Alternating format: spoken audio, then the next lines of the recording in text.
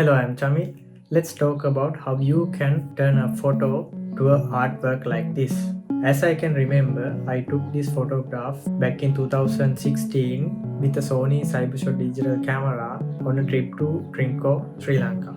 I had no idea about photography, composition, or anything related to that. I just like the scenery and that one tree and the mood and the weather. So I just clicked the photo. At the same year, I got breakup with the girl I loved most.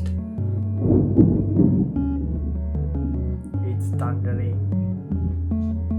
One day, I found this image from my archive and I was in my post breakup period. It was 2018. I was experimenting with photography and I was trying to find my voice through photography.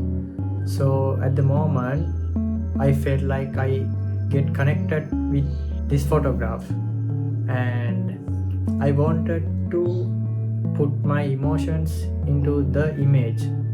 I mean, my loneliness, my pain, my sadness, everything. So I started creating it. When I started creating it, I saw this tree as myself and I saw the surrounding as my dark emotions. It's going to rain, just like that day. Honestly, at the time, I didn't know exactly what I am doing with this image, but I just doing things until it aligned with my emotions, what I felt at the moment. I will show what was my thinking process and what I did technically with this image. First, I corrected the horizon line of the photograph. It little bit angle, so I corrected it. When you are shooting something, try to shoot with straight horizon line. If you want to shoot with the angle horizon line, try to balance other elements of the photograph with that angled horizon line. If you are just angling the horizon line, it will be feeling off to our eyes because our brain is always wired to see as patterns. Anyway, then I cloned that tree into middle of the frame. As in the video, I use Photoshop clone tool and clone it to middle of the frame because I was surrounding with so many emotions and I was alone. I was in the middle of lots of things and I was stuck. So that's why I choose one by one frame also. Oh yeah, it's raining. Then I wanted to give some motion effect to the clouds, just like how we shoot in slow shutter. Because my emotions first, I can't control them. They are always coming to my mind. I wasn't in control, so I felt those clouds will represent that if I give a motion effect to that.